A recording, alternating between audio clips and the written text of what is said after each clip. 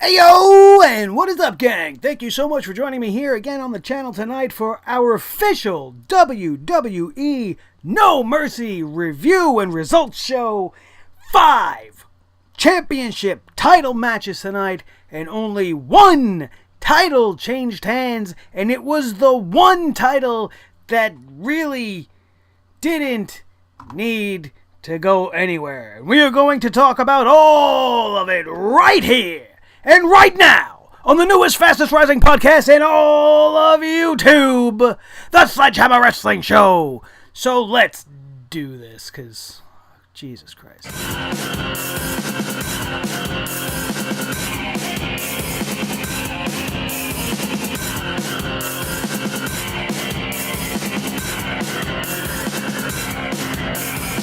Sledgehammer Wrestling Show.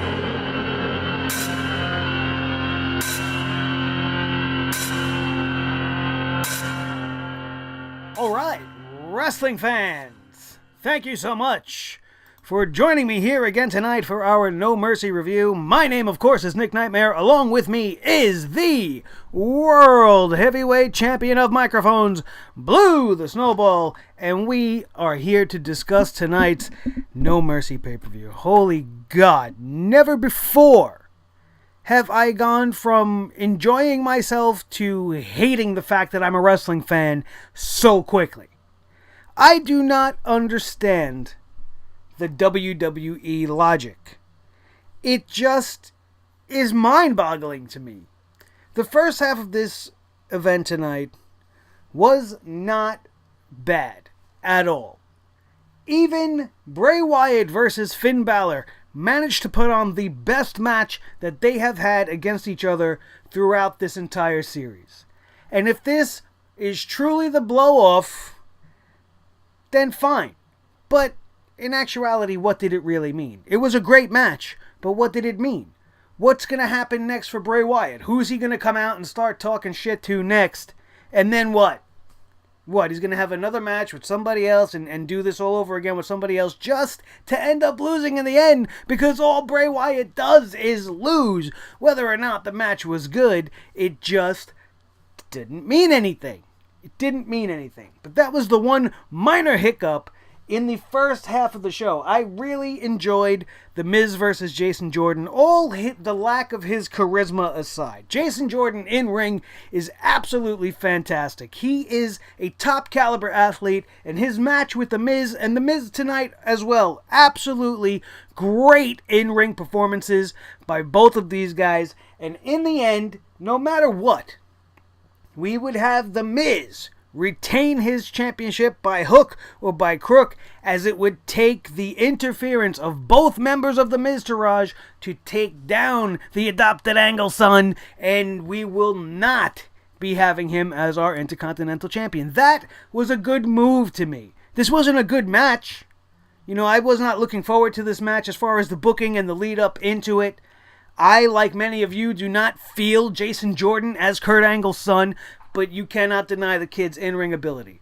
Maybe you shake it up a little bit, give him some new ring gear. Just because Kurt Angle wore a singlet and he wore a singlet with American Alpha doesn't mean he needs to remain in the singlet. Maybe all he needs is a fresh look. Maybe grow a little facial hair. Maybe shave your head completely bald. I don't know.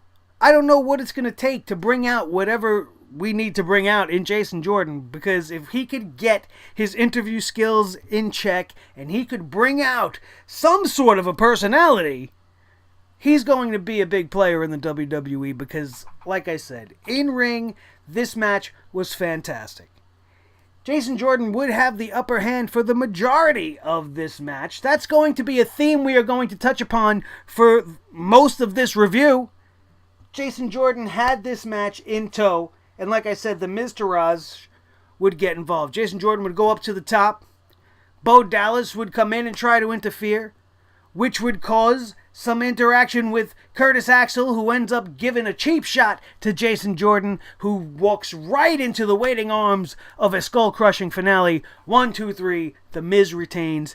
Great match. Hopefully this Jason Jordan thing with The Miz is over and he can move on to somebody else and we can get some more great matches for the Intercontinental Championship. Stop having him talk so much. Let's have The Miz keep wrestling, because the one thing that I've learned about The Miz is that he's gotten really good at wrestling. Whether or not you consider his style soft or not, the guy is great in the ring. The fact that he can go with an athlete the caliber of Jason Jordan is proof of that. So I was not unhappy there. Bray Wyatt versus Finn Balor came next. We touched a little bit upon that. You know, Bray and Finn put on a great show. I was not bamboozled in any way by the opening segment where Bray Wyatt would come and attack Finn Balor, end up throwing him into the barricade, supposedly injuring his chest. I wasn't buying that shit. And I hope you didn't either, because I hope that my fans, which are the best fans in the world, have a lot more wrestling sense and knew that Finn Balor was going to make his way back to that match, and we were going to finally have this whole feud hopefully come to an end. And as we all knew, Finn Balor would come back, proving that he's a tough guy and a little Irish body, and, you know, persevere past his injury and end up having a great match with Bray Wyatt. It ends up typical Finn Balor fashion, couple of running drop kicks into the corner, which were absolutely beautiful. He put a lot of force behind them. Bray Wyatt just could not hit the Sister Abigail. Every time he tried to go for it, Finn Balor would find a way out of it. Finn would eventually hit him with the coup de grace. 1, 2, 3. Finn Balor wins in his, I don't know what to call them, whether they were gray or blue or whatever color they were. I personally didn't think they flattered him. He's so pale that to wear such a pastel blue or periwinkle, as Mrs. C was telling me on the Twitter, it's just, I couldn't figure it out. I didn't think it looked good. I'm used to seeing him in the blacks and the reds and stuff like that, so it just took me off a little bit. I'm sure some of you guys didn't mind. I'm sure some of you guys probably even enjoyed Finn Balor in his little gray tighties, but didn't appeal to me, not in the least bit. But, like I said, it was a great match. After this, I was not at all looking forward to the Raw Tag Team Championship match when this thing got kicked off.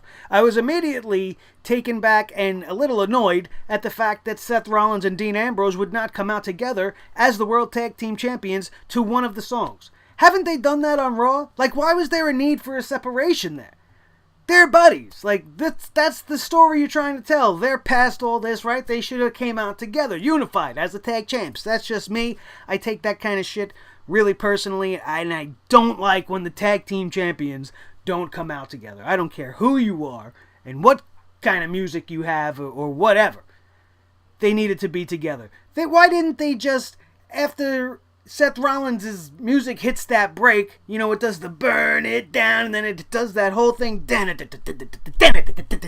hits the break. You should have hit, and then they could have walked out together, Dean Ambrose and Seth Rollins. Why can I do this better than them? I don't understand. And this is just talking about entrances. We're not talking about stories or any shit like that.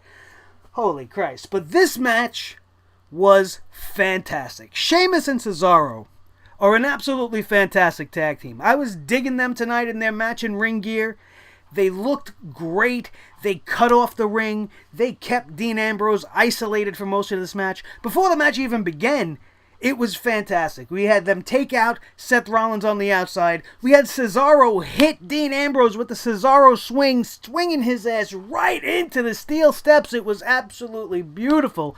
Definitely giving Sheamus and Cesaro the bar, the advantage, again, for the majority of this match. And boy, did they look great. And what everybody's been talking about all night, and what everybody's going to be talking about, is that vicious post spot where Cesaro got his friggin' teeth knocked out. Now listen, clearly, they were not there. You seen it in the camera. His teeth were gone. I don't know, you guys let me know if I'm wrong. As always, the comment section is yours, but you let me know if I'm wrong. The man's teeth were gone. And then all of a sudden, midway through the match, they were like, kind of back. Did this guy go find his teeth and put them back in? How badass is Cesaro. This guy's face was a bloody mess. He had to be in tremendous amount of pain, and props to him for continuing that match. That match went on for a long time after he hit that spot. I was afraid that WWE was going to call it with the amount of blood that was spewing. We had a nice amount of blood tonight between Cesaro and a little bit in the main event. We'll get to that later. But what a match. And in particular, the one spot Sheamus and Cesaro hit, where I thought for sure we were going to have new tag team champions. Sheamus has Dean Ambrose positioned in a white noise. Cesaro on the top rope with Seth Rollins in a powerbomb position. Sheamus hits Ambrose with the white noise, and then Cesaro comes down with Seth Rollins off the second rope with a powerbomb right on top of his partner. It was absolutely beautiful. Spectacular. I can't even tell you how many words I can describe just how awesome it felt to watch that spot. And in that moment, I was completely caught up. And I wanted Sheamus and Cesaro to win, and I didn't care about the fate of Dean Ambrose and Seth Rollins. I wanted them to lose to further this storyline, and then one can blame the other, and then Dean can turn heel, and then on we can go. And Sheamus and Cesaro, after the performance we had tonight, definitely deserving of another World Tag Team title run. There are no other teams to give it to, so you might as well just give it to them and start off that other storyline anyway before you start bringing up more tag teams or inventing new tag teams or whatever you're going to do to beef up the Raw Tag Team division. That's not what happened, though. That's what should have happened. They definitely should have won this match because, just like we said, with the other matches previous to this and in a lot of the matches that follow this, besides having dominant control throughout the first 3/4 of the match, Seth Rollins and Dean Ambrose would find a way to win this thing, and they're still the champs. And I didn't like it. I didn't like the decision. It seemed like a flash fall. It just was kind of anticlimactic at the point. I think the Staples Center agrees with me. They were just itching to count that 3 for Sheamus and Cesaro. There were a lot of great near falls. There was so much good action in this match. Props to these 4 guys for this match, especially Cesaro. Absolutely unbelievable performances. 2 high enthusiastic thumbs up for that one. One of the matches of the night. The matches of the night would continue, and I don't care whether you agree with me or not on this, but the women's Fatal 5-Way match was great. It was absolutely great. Except for the fact that you could obviously see halfway through this match that some of these girls were blowing up and getting tired, and that's fine, because they don't give them enough time to practice anyway. So I'm not surprised by that. But the performances of all of these women tonight were spot on. They were great. And there were some great spots in this match. And I very much expected to see 5 Feet of Fury Alexa Bliss lose the title without getting pinned tonight. But instead, we get Alexa Bliss successfully defending the Women's Championship, and for some reason, I'm really okay with that. I think it's more because I'm tired of the flip-flopping. I think this allows Alexa to hold the championship until the coming of Asuka. And if you just keep having it back and forth right now until Asuka shows up, as they've been doing all year long, it's not going to mean anything when Asuka wins it. So for her to win it against Alexa, who's been establishing herself in these matches and beating, essentially tonight, she beat everybody on the roster in one match. So who's left for Alexa Bliss?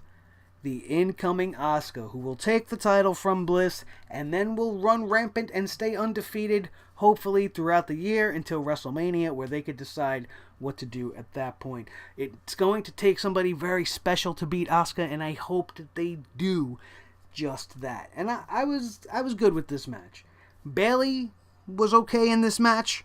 The story between Bayley and Sasha was beginning to unfold in this match. And that's why I think also I'm okay with this. In the end, when you thought Bayley was going to win, Sasha stopped the pinfall. And then Sasha jumped on Alexa, and then Bayley stopped the pinfall. And this would continue about 3 or 4 more times, allowing Alexa Bliss to find a moment to capture and get the win unsuspectedly and remain our Raw Women's Champion. Emma was great in this match. She blew up earliest. She was the most obvious. You could tell she was kind of really half-heartedly throwing her blows because she just, I guess, was winded and was maybe overextending herself at the start of this match when she just needed to calm down a little bit and slow down, and maybe she wouldn't have blown up so quickly. And as we're talking about Emma, I absolutely friggin' hate her new theme song. The old theme song was great. That was one of the biggest complaints we had when you started the Emelina gimmick. Why did you change her then? And you gave her this new song and you wanted her to do this fashion model thing, and it was crap. It was absolute crap. And now she went back to being Evil Emma, and you insist on having to change her in some way. It's almost as if you're doing it just because she proved you wrong. Well, alright, she got back over again, kind of, because we're not really featuring her properly. Everybody's into her character, they like this look. Let's just give her new music anyway. Let's give everybody new music, even though, you know, the crowd's getting into some of these guys. Let's give Baron Corbin new music, even though he don't need it. Let's give Jason Jordan some really crappy music, and some of the music we need to change, we're not going to change. But we'll change Emma's music, because why? Emma's music was fine, it didn't need to be changed. Nia Jax tonight looked fantastic. That double Samoa drop to Sasha Banks and Alexa Bliss was a thing of beauty. And she would be taken out for a good portion of this match by a great spot which happened as she was standing outside the ring on the apron. You had Bayley and I believe Emma on the outside, each one of them holding one leg, trying to powerbomb her down, but she was holding on with all her might to the top rope until Alexa and Sasha would come and kick her off that, and she would hit a vicious spot where it looked like she really might have tweaked her neck, and it was a little scary for a moment, especially when they showed it in slow-mo, and you saw how she really kind of folded up and came down almost on the very back of her neck here, and it was a little scary, but she was fine, and the match would go on, and it was a really good match. There was a lot of near falls, there was good drama, and these girls performed their asses off. One of the matches of the night, I think. Whether you agree with me or not, I don't care. That's my opinion. I thought everybody put a great performance on tonight, and Alexa Bliss remains our Raw Women's Champion. Never gonna hear a complaint about that from this guy. That's for sure. And now comes the part where everything goes to shit. John Cena versus Roman Reigns. As we said leading up into it, we were not looking forward to this. No matter who wins in this scenario, everybody loses. And the WWE went with the absolute worst possible decision they could have. By giving him let me be specific so you know, because this is how much this annoys me. That I'm just going to start spouting stuff right now because it was just absolute BS. And I'm going to try to PG myself because of all the flagging that's been going on. I don't want to be demonetized, and I know I've said some cursing already, and I hope it doesn't affect us. But let's move forward. The BS that gone on tonight during that match, I don't even want to talk about it. How could you write that? How could you book that and think, yeah, this is gonna do it, this'll finally get everybody on Roman's page? Hell no. Just because John Cena's been tearing him down verbally week after week after week, and then everybody, as we assumed, Roman got his vengeance tonight. We got Raw Talk going on my tablet over here. We got John Cena talking some shit. I don't even care. It's just coincidental. He's on the screen and I'm talking about him. It just brought my attention there. It was garbage. It just totally took me off track because I had to see his stupid face. He says I can't see him, but all I do is see him. Unbelievable. And the same goes for the other guy. Somebody in the back wrote this thing, was sat with John Cena and Roman in the back, and they were like, hey, listen, we want you to give him 4 attitude adjustments. 4 of them. One of them super ones you like to do from the top too. Let's do that one. Because we need Roman to look even more super than you. We need him to overcome the biggest obstacle ever. And that's going to make the fans love Roman Reigns. That's what's going to do it. We know, because we are the creative team, and we know what's right for business, right? What's best for business? You know what's best for business? This whole entire match was not what's best for business. First of all, I'm willing to concede the fact that these are the two biggest names in wrestling. They're not the two biggest wrestlers. They're not the two best. They're just the two biggest names in the sport right now. I will concede that to you guys. So having that, it definitely deserved to be at something bigger than a No Mercy. But then when we get what we got, you start to believe that this match shouldn't have been booked at all. If the only reason for this was to make Reigns look even greater, you are failing on an epic scale. It's only getting worse by the day. The more you guys refuse in the WWE to accept the fact that the people don't want this, you are making it worse on yourselves, on this poor guy, who I'm sure is a great guy. I'm sure, because, everybody in that Samoan culture, they're all supposedly some of the most beautiful people you'll ever meet. And they have hearts of gold, and they love their family, and I'm sure he's a great guy. But this is not his time.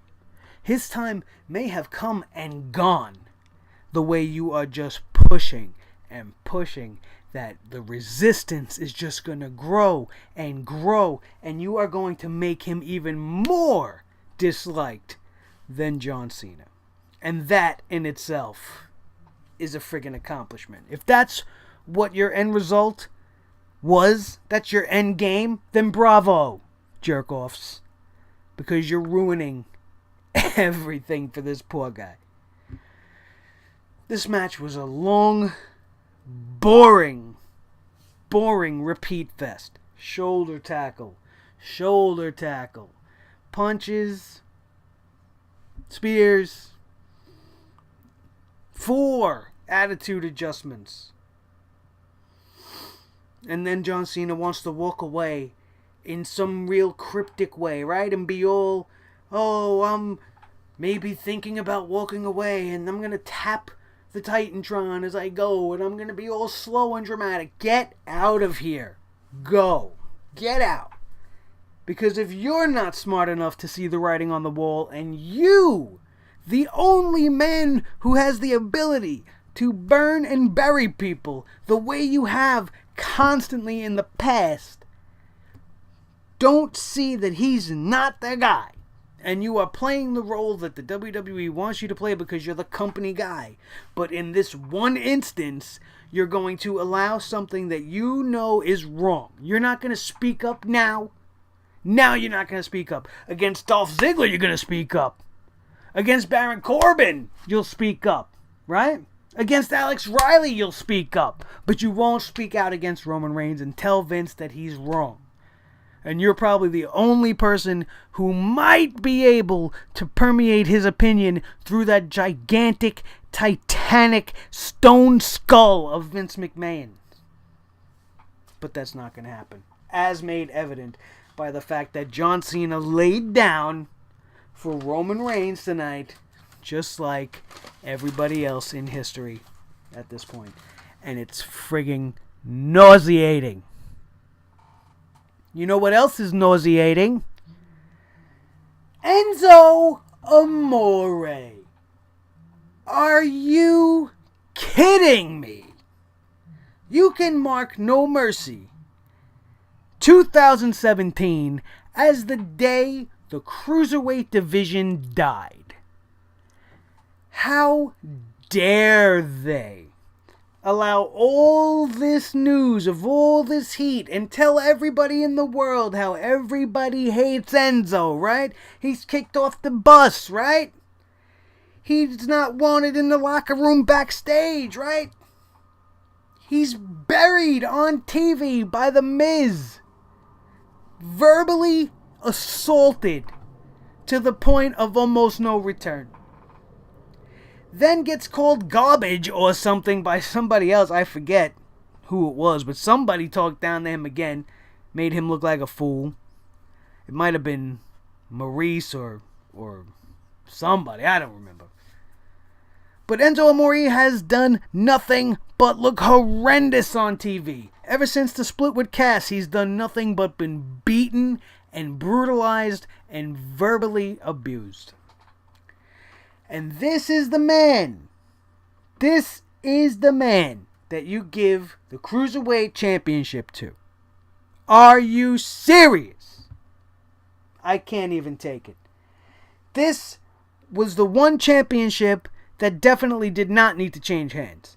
Why sacrifice Neville and all the work he's been doing and all the hard work he's been really trying to get the 205 brand over, and he was a great face for that brand, but their lack of creativity and their failure to book the cruiserweights properly is what's bringing the show's quality down, not Neville.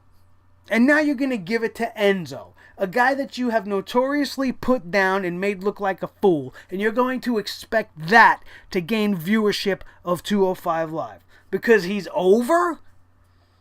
I don't think he's over as much as you think he is. People just like to do the sing-along thing. We all, when you're in the crowd, you get caught up and you want to chant with Enzo. You want to do the SAWFT. You want to do the whole shtick. Just like when we went back in the Attitude Era. Whether or not you were a fan of the New Age Outlaws, you did the whole thing. Oh, you didn't know? You know. Don't give me that shit. My God. Enzo Amore? The Cruiserweight Champion. The match wasn't even that great. One interesting little spot where Enzo came off the top rope and hits Neville with like a top rope DDT. It was pretty cool. Other than that, this match was garbage. Enzo Amore is copying Eddie Guerrero's gimmick, cheating to win behind the referee's back, actually being a heel better than most heels on the roster are doing. But in the end, we get Enzo Amore as the champion. Garbage. Absolute trash. I want nothing to do with it. 205 Live is dead. The Cruiserweight division and the Cruiserweight title is dead. Kota Ibushi and everybody who didn't sign with the WWE are laughing their asses off and are thanking their lucky stars that they chose to go back where they came from after the Cruiserweight Classic. What a joke. And the jokes continue. Beast versus Monster. Brock versus Braun for the Universal title. I was amped for this match. I was excited for this match all day.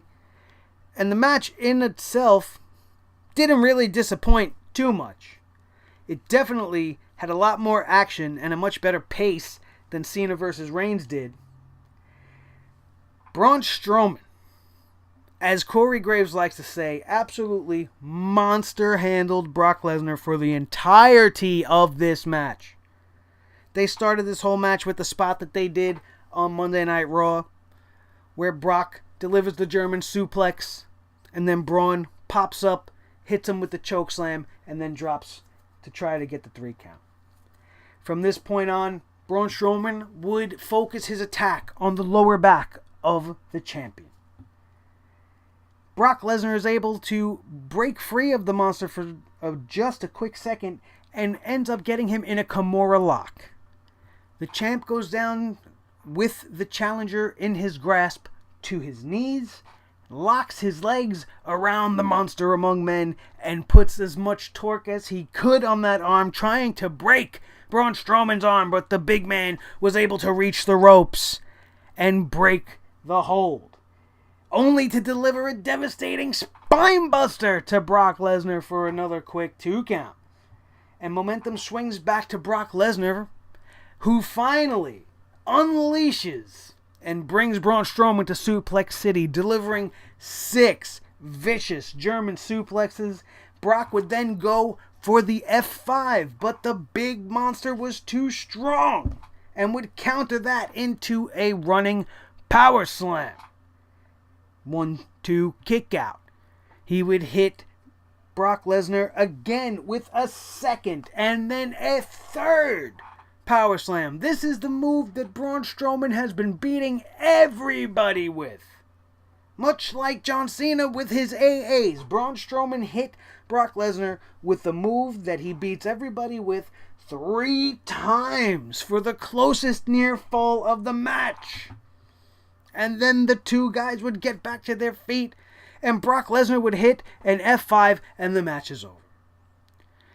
After getting his ass beat forever. Now, I know he's a legit UFC fighter and he's supposed to have all this endurance, right? But what did we talk about on the pre-show? And what have we been talking about all week long? Brock Lesnar has been reported to be going away till about late December, early January. We can't be without a Universal Champion that whole time. That was one of my main sticking points and my main reason that I believed Braun Strowman was going to win tonight. Which is why I put this shirt on. To support the guy that I am fully behind. Just like the crowd in the Staples Center was fully behind Braun Strowman. That crowd would have went absolutely berserk if Braun Strowman won that title tonight. But in the end, we got again, just out of nowhere, pop up F5. We got to protect the F5, right? But John Cena can kick out of like 6 of them. Roman Reigns can kick out of an F5. Braun Strowman can't kick out of one F5 after kicking Brock Lesnar's ass for the 9 minutes they gave them in the main event. Garbage. Absolute trash. The match was exciting. I got behind it. I was in it. I thought they were going to get a little more physical. I expected a table spot. Something more along the lines of what we've been seeing. I thought this was really going to turn into some kind of monster versus beast thing, and they were just going to go all out, break barricades, just absolutely dismantle each other until somebody would come out on top as the winner. And that's almost what we got without all the hardware involved. We got some really hard-fought match between these guys, and I want to give props to both guys. They did great. But the finish, God, that finish was just awful. Absolutely awful. What a disrespect to all the work that they've been doing with Braun Strowman to build him as this unstoppable monster. But he could be beaten so quickly, even by the likes of a Brock Lesnar, when this is the guy that should be being built upon for the future.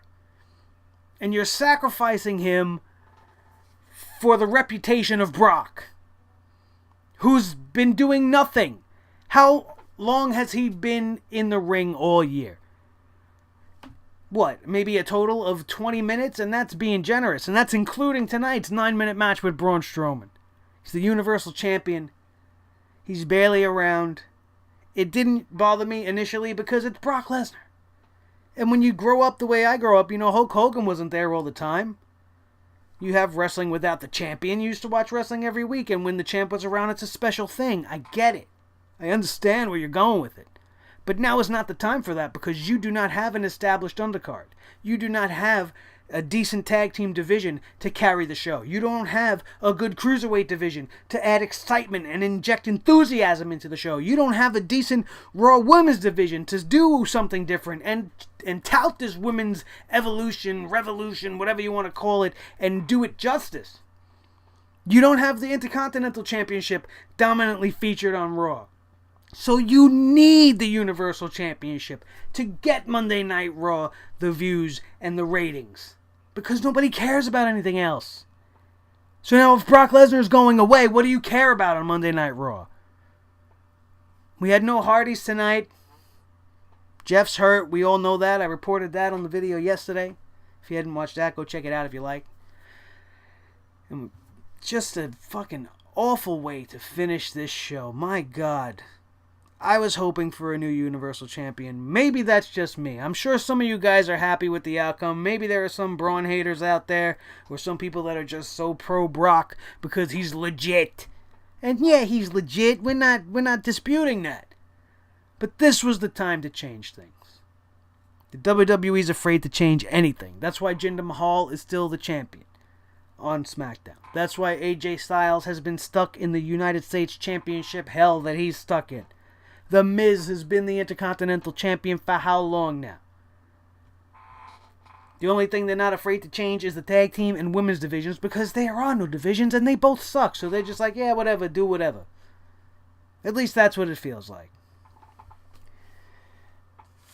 The pre-show, I almost forgot about. Let's talk about this, because they announced Asuka's debut at the October 22nd Raw pay-per-view TLC.